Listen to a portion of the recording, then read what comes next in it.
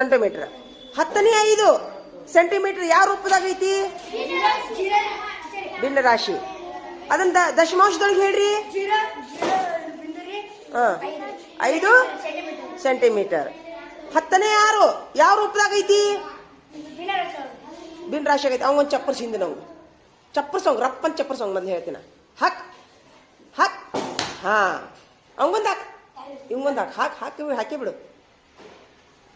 ಹಾಕ್ ಚಲೋದ್ನಾಗ ಹಾಕ ಇವತ್ತು. ಹಾ ಅವಂಗೊಂದು ಹಾಕ್ ಮನ್ಯಾಗ ಒಂದು ಹಾಕ್. 10ನೇ 7 ಯಾವ ರೂಪದಾಗೈತಿ? ಅದನ್ನ ದಶಮಾಂಶದೊಳಗೆ ಹೇಳ್ರಿ.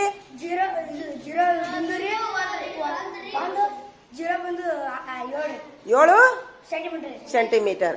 10ನೇ 8 ಸೆಂಟಿಮೀಟರ್ ಯಾವ ರೂಪದಾಗೈತಿ? ಅದನ್ನ ದಶಮಾಂಶದೊಳಗೆ ಹೇಳ್ರಿ. 0.8 ಸೆಂಟಿಮೀಟರ್. 10ನೇ 9 ಭಿನ್ನ ರಾಶಿ. ದಶಮಾಂಶದೊಳಗೆ ಹೇಳ್ರಿ. 9 ಸೆಂಟಿಮೀಟರ್. ಈಗ ಹೇಳ್ತೀನಿ. 0.1 ಸೆಂಟಿಮೀಟರ್ ಅನ್ನ ಮಿಲಿಮೀಟರ್ನಾಗ ಹೇಳ್ರಿ. 1 ಮಿಲಿಮೀಟರ್. 0.2 ಸೆಂಟಿಮೀಟರ್. 0.3 ಸೆಂಟಿಮೀಟರ್.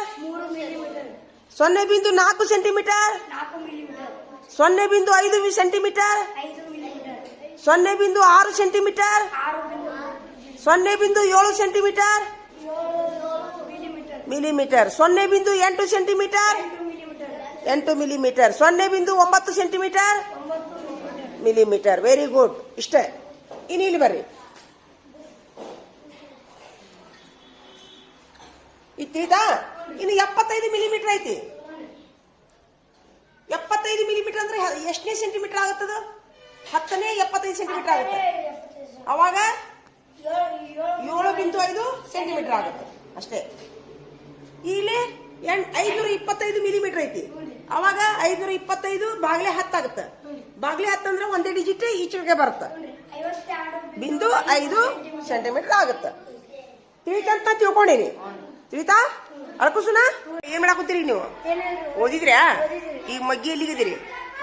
22ಕ ಮಗ್ಗಿ ಮುಗಿದ ಮೇಲೆ ಕೇಕ ಓದಿಸ್ಬೇಕು ನೋಡು. ಅಷ್ಟೊಂದು ಕೂಡ ನಾನು ಇಷ್ಟು ಹಾಕಿ ಕೊಡ್ತಿರ್ತೀನಿ.